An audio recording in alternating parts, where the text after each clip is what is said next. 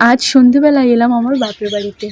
হচ্ছে এখানে গ্রাম পুজো। প্রথমেই এসে মানিকে একটু আদর করে দিলাম। এ ভীষণ কিউট একটা বাচ্চা।